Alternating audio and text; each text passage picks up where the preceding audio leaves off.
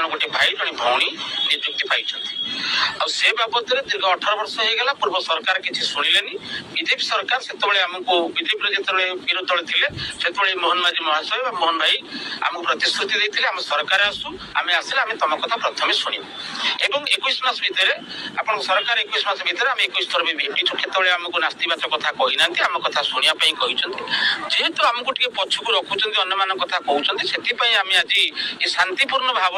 धारणा देवाई राजरास्ता आसलु आमर माने जोटा गाँ साथी मिलित क्रियानुष्ठान कमिटी ओडिशा प्रदेश सभापति लक्ष्मीधर विश्वाल आह्वान क्रमे आज आम समस्त एकजुट होइछु आ सरकार पाखे आम दुई दबा दाबी रखीचु जे मासिक प्रोत्साहन राशि आम 10,000 रु एभाव करा जाऊ आमको स्थायी नियुक्ति दि जाऊ जेहेतु आम पिला उच्च शिक्षित सरकार जेकोसी विभाग में आमको प्रोत्साहन राशि दे कर्म कर सुविधा देले आम मैंने राजी अच्छु तो से आज आम यही भाव में गणधारणा देचु आमर देखो आज आम 30टा जिलूर आमर आज केवल आजिक डका होता सब नेतृत्व मान ब्लॉक जिला राज्यर संयोजक कमिटी यही नेतृत्व बृंद आज आसी साधारण अन्य पिला जो रहिले आसंता काली आसबे आम आशा करुचु आमर जो संख्याटा 50,000 अच्छी तादर आज्ञा किसी मरी हजि गले तेणु आ बयस तारतम्य अनुसार किसी मत परिवार मध्य बांधि पड़े अभाव अनाटन गति करुँच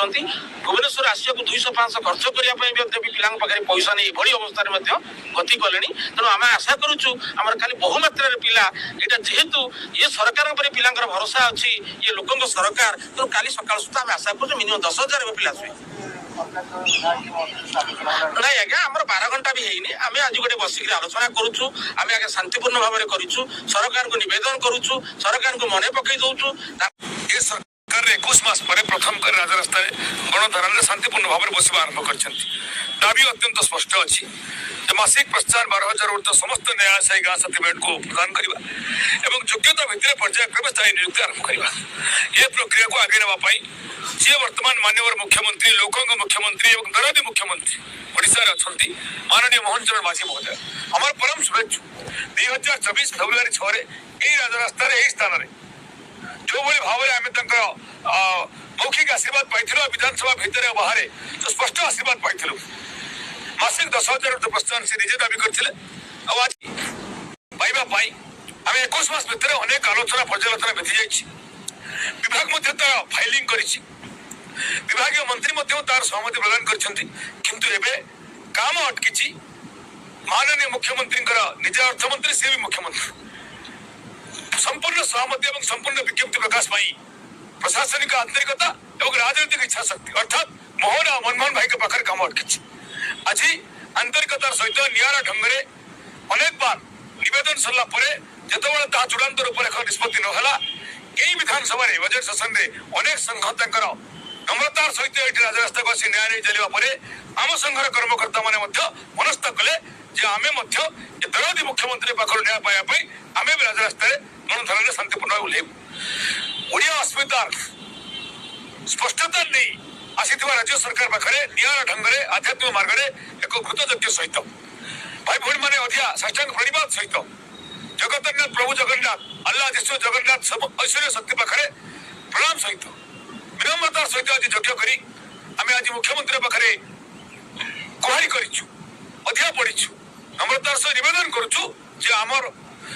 प्रसंग में हस्तक्षेप करंतु चूड़ांत विज्ञप्ति सहायक कहतु और आम दाबी को पूरण करने खुशी खुशी आज आमको खुशी मनई छाड़ू ये हूँ समस्त गोटे नवेदन जे गाँ साथी तार न्याय पाऊ प्रोत्साहन पाऊ पर्यायक्रम स्थायी नियुक्ति पाऊ गाँ साथी जो अच्छे कम कौन खास करके दायित्व आपको दि जाऊँ कम करने जे मान को सहायता करने सरकार आउ श्रमिक मान भर गोटे सेतु भाव निर्माण करते 2008 गाँ साथी किंतु कथा रही सारा भारत वर्ष में कौटी भी गाँ साथी को शिक्षागत योग्यता भितर अणा जहाँ भारत वर्ष एकमात्र राज्य ओडिशा ही होता सर्वोच्च परीक्षा सर्वाधिक नंबर आधार में 2008 मसीह आम समस्त लक्ष्य बेकार लक्ष्य शिक्षित बेकार को गाँ साथी नियुक्ति ना तत्काल मेंटर सरकार बीजेपी मेंटर सरकार 2008 जनवरी मसरे निष्पत्ति फेब्रुआरी विज्ञापन और एप्रिल 1 नियुक्ति मुतायन ये प्रक्रिया को लेकिन केवल नरेगा भितर सीमित न रखी से इलेक्शन ड्यूटी हो दिटिकिया चाउल बांटा हो विभिन्न स्कीम कार्य करने गोटे प्रावधान रखी चिट्ठी जनवरी 30 2008 in due course judging the efficacy of the Gansati they can be utilized for other schemes with proper incentivization এই ন্যায় কেবল নরেগা ভিতরে সীমিত ন রাখি বিভিন্ন স্কিমে মধ্যে আমাকে কার্য প্রদান করা যাইতলা প্রত্যেক স্কিম ওয়ার্কার দিনে না দিনে রেগুলার হচ্ছে সেই ইজিএস এডুকেশনাল গ্যারান্টি স্কিম লা সে মধ্যে রেগুলার হলে গণশিক্ষক পরে পরে রেগুলার হয়ে গেলে আপনারা দেখুন আমার স্কিমে জিএস বন্ধু মানে কন্টিজেন্সিরে ଥିଲେ প্রথমে ভিএলডব্লিউ গলে 2013 মার্চ 26 রে পরে পরে গত বর্ষ তাଙ୍କୁ স্বতন্ত্র কেয়ার বলে দিয়াগলা এডিইউ আমার স্কিমে জিপিডিএ মানে যাই হেলে কমিত্র মানে প্লাস টু সাইন্স ଥିଲେ ସେମାନେ ଏଲାଇ ହେଇଗଲେ ତେଣୁ ସ୍କିମ୍ ୱାର୍କର ମାନେ ଏ ଜନମଙ୍ଗଳ ରାଜ୍ୟରେ ସରକାରଙ୍କ ପଲିସି ମେକିଂ ବା ପଲିସି ନିର୍ଦ୍ଧାରଣ ଦ୍ୱାରା କେବେ ନା କେବେ ରେଗୁଲାର ହବାର ସ୍ୱପ୍ନ ନେଇକି ଆସିଥାନ୍ତି ଠିକ ସେଇ ନ୍ୟାୟରେ ଆମେ ବି ଶିକ୍ଷିତ ଯୁବଗୋଷ୍ଠୀ ସେଇ ନ୍ୟାୟରେ ଆମେ ସ୍ଥାୟୀ ନିଯୁକ୍ତିକୁ ଅପେକ୍ଷା କରି ରହିଥିଲୁ ଚାକିରିରେ ଦିନକୁ ଦିନ ପ୍ରମୋସନ ହୁଏ କିଏ ହଉଛି ଗୋଟିଏ ଗାଁ ସମାଜ କିଏ ଦିନକୁ ଦିନ ଡିମୋସନ ହେଇଛି ତଥାପି ଧୈର୍ଯ୍ୟର ସହିତ ଅପେକ୍ଷା କରିଥିଲୁ ଆମ ସରକାର ଆସିବ ଲୋକଙ୍କ ସରକାର ଆସିବ ବିଜେପି ସରକାର ଆସିବ ଆମକୁ ନ୍ୟାୟ ଦେବ সেই ন্যায় লিখিত মৌখিক অডিও ভিডিও সমস্ত প্রতিশ্রুতি বিজেপি সরকার তরফর সরকার আসিয়া পূর্ব লা আসবা পরে বি লা আজ খালি কর্মকর্তা আসিছু সারা ওড়িশা ধীরে ধীরে মিনিমম তো 1000 উর্ধ আমি আজ কর্মকর্তা পৌঁছাইଛନ୍ତି ଆହୁରି ଆସୁଛନ୍ତି ସନ୍ଧ୍ୟା ସୁଦ୍ଧା ଏହି ସଂଖ୍ୟା 5000 ଉର୍ଦ୍ଧ ହେବ ଆସନ୍ତାକାଲି ଆହୁରି ବଢିବ ଧୀରେ ଧୀରେ ଧୀରେ ଧୀରେ ଆପଣ ଦେଖିବେ ରାଜରାସ୍ତାରେ ଗାଁ ସାଥୀକୁ ସମ୍ପୂର୍ଣ୍ଣ ଭାବରେ ଆପଣ ଦେଖିବାକୁ ପାଇବେ ହଜାର ହଜାର ସଂଖ୍ୟାରେ ନିଶ୍ଚିତ ନ୍ୟାୟ ମିଳିବା ପର୍ଯ୍ୟନ୍ତ ମୁଖ୍ୟମନ୍ତ୍ରୀ ହସ୍ତକ୍ଷେପ କରିବେ ଜଗତୀ ମୁଖ୍ୟମନ୍ତ୍ରୀ ସମସ୍ତଙ୍କୁ ଦଉଛନ୍ତି ଆମକୁ ବି ଆମର ପ୍ରାପ୍ୟ ଦେବେ ତାପରେ ଆମେ ଫେରିବୁ ନିଶ୍ଚିତ ଭାବରେ ଶାନ୍ତିପୂର୍ଣ୍ଣ ଆନ୍ଦୋଳନ କାରଣ ଗଣତନ୍ତ୍ର ହିଂସାର ସ୍ଥାନ ନାହିଁ ହିଂସାର ବେଶୀ କିଛି ମୂଲ୍ୟ ବି ନାହିଁ ହିଂସା କଲେ ଯେ ନ୍ୟାୟ ମିଳିଯିବ ଏମିତି କିଛି ସ୍ଥିରତା ବା ଗ୍ୟାରେଣ୍ଟି ନାହିଁ ତେଣୁ ଗଣତନ୍ତ୍ରରେ ଆମେ ଶାନ୍ତିପୂର୍ଣ୍ଣ ଭାବରେ ଆମର କାର୍ଯ୍ୟକ୍ରମ କରିବୁ ଆଉ ଆଶା ରଖିବୁ ମୁଖ୍ୟମନ୍ତ୍ରୀ ଆଜି ସନ୍ଧ୍ୟା ସୁଦ୍ଧା ହସ୍ତକ୍ଷେପ କରନ୍ତୁ ଆମର ଗୋଟିଏ 15 ଜଣିଆ ଟିମ୍କୁ ଡାକନ୍ତୁ ଏବଂ ଖୁସିର ଖବର ଦେଇ ଆମକୁ ବିଦା କରନ୍ତୁ ଇଏ ହେଉଛି ପ୍ରାର୍ଥନା ଗଣମାଧ୍ୟମ ଜରିଆରେ ନିଶ୍ଚିତ ଭାବରେ ଜୟ ଜଗନ୍ନାଥ ନିଶ୍ଚିତ ଭାବେ କଟକ ଜିଲ୍ଲା ସଂଯୋଜକ ବଡ ବ୍ଲକ ଦେଖନ୍ତୁ ମନରେଗାରେ ଯେତେବେଳେ ଗାଁ ସାଥୀର ସୃଷ୍ଟି ହେଲା 2008 ମସିହାରେ ଯୋଉଠି ଆମର ଜାତିର ପିତା ମହାତ୍ମା ଗାନ୍ଧୀ ଯୋଉଟାକି ଅହିଂସା ଉପାୟରେ ଦେଶକୁ ସ୍ୱାଧୀନ କରିଥିଲେ ଆମେ ହିଂସାତ୍ମକ ପନ୍ଥା ଅବଲମ୍ବନ କରିନୁ ଗାନ୍ଧୀଙ୍କ ମାର୍ଗରେ ସେଇଥିପାଇଁ ଆମେ ଅହିଂସା ଉପାୟରେ ଆଗ ଧାରଣା ଦେଇଛୁ ବିଗତ ସରକାର ବି ଧାରଣା ଦେଇଥିଲୁ 2008 ମସିହାରୁ ଭାଇ ଲକ୍ଷ୍ମୀଧର ଭାଇଙ୍କ ସହାୟତାରେ ସହଯୋଗରେ ବଳିଷ୍ଠ ନେତୃତ୍ୱରେ ସାରା ଓଡ଼ିଶା ଗାଁ ସାଥୀ ଭାଗ ସମସ୍ତେ ତାଙ୍କ ପଛରେ ଏକଜୁଟ ହେଇ ଛିଡ଼ା ହେଇଛୁ ଆମେ ନ୍ୟାୟ ଆଶାରେ ଛିଡ଼ା ହେଇଛୁ ଆମେ ଆଶା କରୁଛୁ ଏ ସରକାରଠୁ ବିଗତ ସରକାର ସେତେବେଳେ ବିରୋଧୀ ଦଳ ଥିଲେ ଏଇ ମୋହନ ଚରଣ ମାଝୀ ସରକାର ମାନନୀୟ ମୁଖ୍ୟମନ୍ତ୍ରୀ ତେଣୁ ଅଧ୍ୟାପକ ତାଙ୍କୁ ଆମେ ଅନୁରୋଧ କରୁଛୁ ଆଗ ଏବଂ ଗୁହାରି କରୁଛୁ ଯେ ଆମ କଥା ଆପଣ କଥା ଦେଇଥିଲେ ଆପଣଙ୍କୁ କଥା ରଖନ୍ତୁ ଏବଂ ଯୋଉ କଥାକୁ ଆପଣ କହନ୍ତି ଗୋଟେ କଥାରେ ଅସତ୍ୟ ନହଉ ସଦାକର ତୋ ବାକ୍ୟ ତୁ ହିଁ ରକ୍ଷା କର ସେଇ ନ୍ୟାୟରେ ଆମେ ତାକୁ ଅନୁରୋଧ କରୁଛୁ ଏବଂ ଆଧ୍ୟାତ୍ମିକ ଅନୁରୋଧ କରୁଛୁ ତାପରେ ଯଦି ସରକାର ନ ଚେତନ୍ତି ପରବର୍ତ୍ତୀ ପଦକ୍ଷେପ ଭାଇଙ୍କ ନେତୃତ୍ୱରେ ଯାହା ହବ ଆମେ ଆଗାମୀ ଦିନରେ ଅପେକ୍ଷା ଗୋଟେ ସରକାର କରିବାର ଉଦ୍ଦେଶ୍ୟ ହେଲା ଆମର ଧୈର୍ଯ୍ୟବାନ ସରକାର ପରୀକ୍ଷା କରୁଥିବେ ତାପରେ ପ୍ରକ୍ରିୟା ଚାଲିଛି ତାଙ୍କର ଗଣତାନ୍ତ୍ରିକ ପ୍ରକ୍ରିୟା ଚାଲିଛି ତେଣୁ ଆମେ ଦେଖୁଛୁ ବହୁତ ବିଳମ୍ବ ହଉଛି ଯୋଉଟା କି ସେମାନେ କହୁଛନ୍ତି ସେଟା ଫଳରେ କିଛି ଦେଖାଉନି ବାଧ୍ୟ ହେଇକି ଆମେ ଆସି ରାଜରାସ୍ତା ଉଠେଇଲୁ ଯଦି କିଛି ଆଉ ଦେଖିବୁ ତାର ବି ଫଳପ୍ରଦ ହେଲା ପୁଣି ଆଗାମୀ ଦିନରେ କୋଉଥିରେ ଦେଖେଇବା କଥା ଆମେ ଦେଖେଇବୁ ଆଉ ଖାଲି ହିଂସାରେ କଲେ ହେଇପାରିବ କି ଅହିଂସାରେ ବି ଆଜ୍ଞା ହେଇପାରିବ ସବୁ କିଛି ମହାତ୍ମା ଦେଶ ସ୍ୱାଧୀନ କରିଥିଲେ ଅହିଂସାରେ ସ୍କିଲ୍ ସେମି ସ୍କିଲ୍ ଯୋଉ ଲେବର 442 କି 5 ଭିତରେ ସେତିକି ପାଉଛୁ ଆଉ କିଛି ପୁଣି କାମ କଲେ ପାଇବୁ ନହେଲେ ନାହିଁ ସେ ପୁଣି 40ଟା ମୌସମ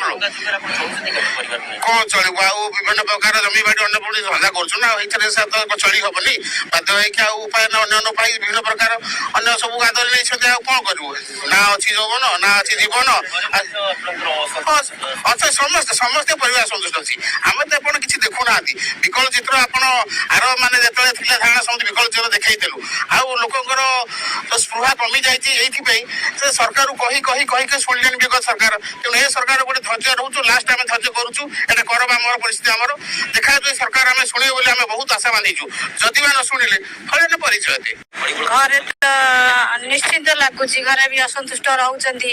ଏମିତି ବାର ବାର ଏଠିକି ଆସିବାକୁ ବି ପଠେଇବାକୁ ରାଜି ହଉନାହାନ୍ତି କିଛି ତ ଇନକମ ନାହିଁ ତାରେ କାହିଁ ବେକାର ଯାଉଛ ତେଣୁ ସରକାରଙ୍କୁ ଆମେ ଭଗବାନଙ୍କୁ ଡାକୁଛୁ ସରକାରଙ୍କ କଠରେ ଦୟା କରନ୍ତୁ ସରକାର ଆମ ଦୁଃଖ ବୁଝନ୍ତୁ ଆମର କୌଣସି ଅହିଂସାବାଦ ନାହିଁ ଆମେ ଶାନ୍ତିପୂର୍ଣ୍ଣ ଭାବେ ଅନିର୍ଦ୍ଦିଷ୍ଟ କାଳ ଏଠି ବସିବୁ ଯେପର୍ଯ୍ୟନ୍ତ ସରକାର ନ ଶୁଣିବେ ଆମେ ଏଠି ବସିଥିବୁ ଅନଶନ କରିବୁ ଯଜ୍ଞ କରିବାର କାରଣ କଣ ଆମେ ଦେଖିଲୁ ଯଜ୍ଞ କରିବାର କିଛି ଲୋକ ମାନେ ପୁରା ସାଷ୍ଟାଙ୍ଗ ପ୍ରଣାମ ହେଇକି ସେମାନେ ଶୋଇଥିବାର ଆମେ ଦେଖିଲୁ ଏମିତି ନିଆରା ଢଙ୍ଗରେ ଆନ୍ଦୋଳନ କରିବା ଦେଖନ୍ତୁ ଆଜ୍ଞା ଗାଁ ସାଥୀ ମିଳିତ କ୍ରିୟାନୁଷ୍ଠାନ କମିଟି ଆରମ୍ଭରୁ 2008 ମସିହାରୁ ଯେତେବେଳେ ବିଗତ ସରକାର ବି ଆମକୁ କଥା ଶୁଣିନି ଆମ ପେଟକୁ ନାତ ମାରିଛି ସେତେବେଳେ ବି ଆମେ ଅହିଂସା ରୂପରେ ବି ଆନ୍ଦୋଳନ କରିନୁ ଅହିଂସା ନୀତିଟାକୁ ଆପଣେଇ ଆଣୁ ଇଏ ଗୋଟେ ହଉଛନ୍ତି ସର୍ବାଧିକ ସର୍ବୋଚ୍ଚ ଶିକ୍ଷା ଆଧାରରେ ଆମେ ସବୁ ଏଥିରେ ନିଯୁକ୍ତି ପାଇଛୁ ପୁଣି ବିନା ବେତନରେ ସରକାରଙ୍କର କାମ ମଧ୍ୟ ବି କରୁଛୁ କିନ୍ତୁ ସରକାର କଣ ପାଇଁ ଆମକୁ ଅଣଦେଖା କରୁଛନ୍ତି ଆମେ କହିପାରିବୁନି ଆପଣ ଦେଖିବେ ଓଡ଼ିଶା ସରକାରଙ୍କର ଯେତେ ଅଛି ବିଭାଗ ଏନଆରଜି ସେକ୍ସନ ବର୍ତ୍ତମାନ ଓଡ଼ିଶା ସରକାର ଚଳିଛି କହିଲେ ଅତ୍ୟୁକ୍ତି ହବ ନାହିଁ ପ୍ରତିଟି ପୁରପଲ୍ଲୀରେ ଦେଖିବେ କେବଳ ଏନଆରଜିଏସ୍ ମାଧ୍ୟମରେ ଯୋଉଟାକି ଏମିତି ଏନଆରଜିଏସ୍ ମାଧ୍ୟମରେ ସବୁ କାମ ବି ହଉଛି ତେଣୁ ଯେତେବେଳେ ଆମେ ବିଜେପି ସରକାରକୁ ସେ ଆମ ନିଜ ସରକାର କହିଲେ ଆମେ କହିବୁ ଏଇଥିପାଇଁ ଆମର ଯେତେବେଳେ ବିରୋଧୀ ଆମକୁ ବିରୋଧ କରୁଥିଲେ ସେତେବେଳେ ସେ ଆମ ପାଖରେ ଆସି ସହାୟ ହେଇଥିଲେ ଏବଂ ସେ ପୂର୍ଣ୍ଣ ପ୍ରତିଶ୍ରୁତି ଦେଇଥିଲେ ଆମ ସରକାର ଆସୁ ଆଉ ଆମେ ଆସିଲେ ଆଗେ ତମ କାମ ଗୋଟେ 1 ଇୟର କ୍ୟାଲେଣ୍ଡର ଭିତରେ ଆମେ କରିବୁ ଏ ପ୍ରତିଶ୍ରୁତି ବି ଦେଇଥିଲେ ନିଜେ ମୋହନ ଭାଇ ଦେଇଥିଲେ ସେତେବେଳେ ଜଣେ ବିଧାୟକ ଥିଲେ ଆଜି ସେ ସମୟ ଆସିଛି ଦେଖନ୍ତୁ ବିଜେପି ସରକାର ଆସିଛି ସେ ମୋହନ ଭାଇ ଆଜି ମୁଖ୍ୟମନ୍ତ୍ରୀ ତେଣୁ 2 ବର୍ଷ ଯୋଉ 21 ମାସ ଆପଣ ଯୋଉ ବାରମ୍ବାର କହୁଛନ୍ତି 21 ମାସ ଭିତରେ ଆମେ ମଧ୍ୟ 21 ଥର ଭେଟିଛୁ କେବଳ ମୋହନ ଭାଇକି ଭେଟିନୁ ମନମୋହନ ଭାଇକି ଭେଟିଛୁ ବିଭାଗୀୟ ମନ୍ତ୍ରୀଙ୍କୁ ଭେଟିଛୁ ଅନ୍ୟାନ୍ୟ ସବୁ ମନ୍ତ୍ରୀ ଭେଟିଛୁ ହଁ ହଁ ସମସ୍ତେ ଆମକୁ କେହି ନୈରାଶ୍ୟଜନକ ହଁ କୌଣସି ନୈରାଶ୍ୟଜନକ ଦେଇନାହାନ୍ତି ଯେ ତମ କାମଟା ଆମେ ଆଗେ କରିବୁ ଏ ପ୍ରତିଶ୍ରୁତି ସବୁବେଳେ ନେଗେଟିଭ କେବେ କହି ନାହାନ୍ତି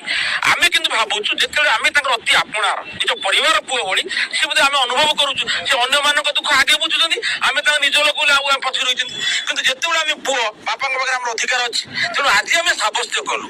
ଅହିଂସା ଉପାୟରେ ହିଂସା ଅବଲମ୍ବନ କରିବୁ ଯଜ୍ଞ କରିବୁ ଜଗନ୍ନାଥଙ୍କୁ ଚାହିଁଦବୁ ଜଗନ୍ନାଥଙ୍କୁ ଧରିବୁ ତାଙ୍କୁ ଏଇଠି ନିବେଦନ କରିବୁ ଯେହେତୁ ସବୁଠାରୁ ବଡ ହଉଛନ୍ତି ଭଗବାନ ତାଙ୍କ କଣ୍ଠରେ ମା ସରସ୍ୱତୀରେ ବିଜୟ କରିବୁ ଗୋଟେ ସେକେଣ୍ଡରେ ବି ଆମେ ଉଠିଯିବୁ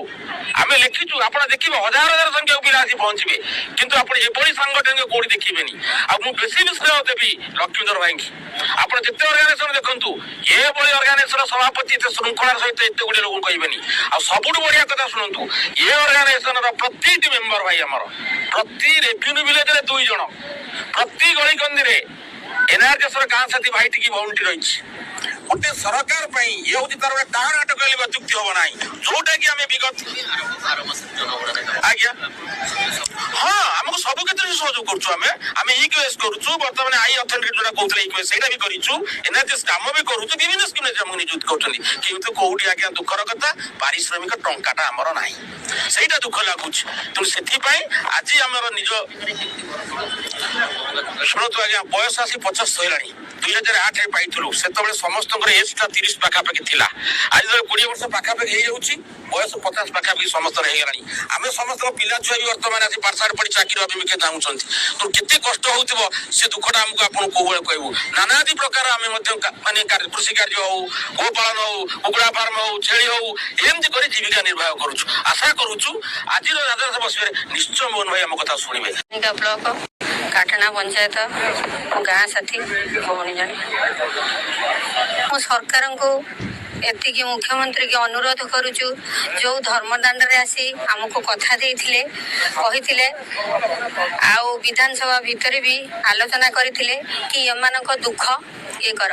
ଯେତେବେଳେ ଆମ ରାଜରାସ୍ତାକୁ ଆସି କହିଲେ ଯଦି ଆମ ସରକାର ଆସେ ନିଶ୍ଚିନ୍ତ ଆମେ 1 ବର୍ଷ ଭିତରେ କରିଦେବୁ ହେଲେ 1 ବର୍ଷରୁ 2 ବର୍ଷ ହେବାକୁ ବାହାରିଲାଣି ହେଲେ ଆମେ ଏତିକି ବିଶ୍ୱାସ ଭରସା ରଖିଛୁ କେବେ ଭରସା ତୁଟେଇନୁ ହେଲେ ଆମେ ଆସିଛୁ ଯେଉଁ ରାଜରାସ୍ତାକୁ ଆସିବୁ ନା ବୋଲି ମନ କରିନଥିଲୁ ହେଲେ ଅପେକ୍ଷା କରି କରି ଅତିଶୟ ଯେତେବେଳେ ହେଇଯାଇଛୁ ଆସିକି ସେଇ ଯେଉଁ ଧର୍ମଦାଣ୍ଡରେ ଆମକୁ କଥା ଦେଇଥିଲେ ସେଇ ଧର୍ମଦାଣ୍ଡରେ ଆଜି ମା ମାନେ ହଜାର ହଜାର ମା ମାନେ ଆଜି ମାନେ ସାଷ୍ଟାଙ୍ଗ ପ୍ରଣିପାତ ହେଇକି ମାନେ ଆକୁଳ କଣ୍ଠରେ ଡାକୁଛନ୍ତି। ସେ ଯଦି ମା ମାନଙ୍କ ଦୁଃଖ ଶୁଣିବେ, ଆଜି ମା ମାନଙ୍କ କଷ୍ଟଟାକୁ ଅନୁଭବ କରିବେ, ଆଜି 60,000 ଭାଇ ଭଉଣୀ ଉପକୃତ ହେଇପାରିବେ, ସେଇଟା ବହୁତ ଭଲ ହବ। ହେଲେ ଆମେ ଆଶା ଆଉ ବିଶ୍ୱାସ ରଖିଛୁ କାଲି ଏତେବେଳକୁ ଯେତେବେଳେ ଆମ ମୁହଁରେ ସେ ହସ ଫୁଟେଇବେ, ଆମେ ଏତିକି ଆଶା ଭରସା ରଖିଛୁ। ଏ ଯୋଉ ବୈଶାଖ ମାସ ଖରାରେ ଆଜି ସଂସାରକୁ ଛାଡି କେତେ ଦ୍ୱନ୍ଦ ବିଦ୍ୱନ୍ଦ ଭିତରେ ଆଜି ଘରୁ ଆମେ ବାହାରିକି ଆସିଛୁ, ଆଜି ରାଜରାସ୍ତାରେ ବସିଛୁ। ବହୁତ ପ୍ରକାର ସମସ୍ୟା ଭିତରେ ହେଲେ ବିଶ୍ୱାସ ବହୁତ ବିଶୃଙ୍ଖଳା ବିଷୟରେ ହେଲେ ଆମେ ଜାଣିଛୁ ଆମ ମୁଖ୍ୟମନ୍ତ୍ରୀ ଆମ ସରକାର ହେଲେ ନିଶ୍ଚିନ୍ତ ଆମ କଥା ରଖିବେ। ଆମେ ଘରୁ ପ୍ରତିଶ୍ରୁତି ଦେଇକି ଆସିଛୁ। ଅଛି ଦାବି ଆମେ ତ ଅପେକ୍ଷା କରିଛୁ ଯେପର୍ଯ୍ୟନ୍ତ ଆମ ଦାବି ନ କରିଛନ୍ତି ଆମେ ଶାନ୍ତି ଶୃଙ୍ଖଳାରେ ବସିକି ଅନ୍ନ ଜଳରେ ବସିକି ବର୍ଷା ହେଲେ ବି ଆମେ ଏଇ ରାଜରାସ୍ତାରେ ପଡିକି ରହିବୁ ଯେପର୍ଯ୍ୟନ୍ତ ଆସିକି ଯୋଉ ରାଜରାସ୍ତାରେ ସେ ଆଜି କଥା ଦେଇକି ଯାଇଥିଲେ ଆଜି ସେଇ ରାଜରାସ୍ତାରେ ଆସିକି ଆମ ଦୁଃଖକୁ ଦେଖିଥାନ୍ତୁ। ସେ ଦୁଃଖ ଏପର୍ଯ୍ୟନ୍ତ ଆମର ଲିଭି ନାହିଁ। ମୁଁ କହିବା କଥା ଯୋଉ ଧର୍ମଦାଣ୍ଡରେ କଥା ଦେଇଥିଲେ ତାଙ୍କ ଧର୍ମ ସିଏ ହିଁ ଆସି ରକ୍ଷା କରନ୍ତୁ। ଆମର ଏତିକି ବିନୀତ ଅନୁରୋଧ। ମା ମାନେ ଆଜି ଆସି ଅସହାୟ ହେଇକି ଖରାରେ ପଡିଛନ୍ତି, ଖାଇବାକୁ ପେଟକୁ ଦାନା ନାହିଁ, ଉପାସ ବସି ଏଠି ପଡିଛନ୍ତି, 5 ଟଙ୍କା ନାହିଁ ଆମର ଗାଡି ଖର୍ଚ୍ଚ କରିବା ପାଇଁ। ଆମେ ବହୁତ ଦୁଃଖରେ ଆସିଛୁ। ହେଲେ ଆଜି ମୁଁ ମୁଖ୍ୟମନ୍ତ୍ରୀଙ୍କୁ କହୁଛି ଏତିକି ବିନୀତ ଅନୁରୋଧ କରୁଛି ଆସିକି କେତେ କଷ୍ଟରେ ପିଲା ପଡିଛନ୍ତି ଆସିକି ଦେଖିକି ଯାଆନ୍ତୁ। ହେଲେ ଆଜି ମା ମାନେ କଷ୍ଟଟା ଅନୁଭବ କରିକି ଆଜି ଘରେ କେତେ ଦ୍ୱନ୍ଦ ବିଦ୍ୱନ୍ଦ ଭିତରେ କେତେ ଜିଲ୍ଲାରୁ ସବୁ ଛାଡିକି ଆସିଛନ୍ତି। ହେଲେ ଆମେ ଏତିକି ଅନୁମାନ କରୁଛୁ କାଲି ଭିତରେ ଯେମିତି ଆମ ଦୁଃଖକୁ ମୀମାଂସା କରିବେ।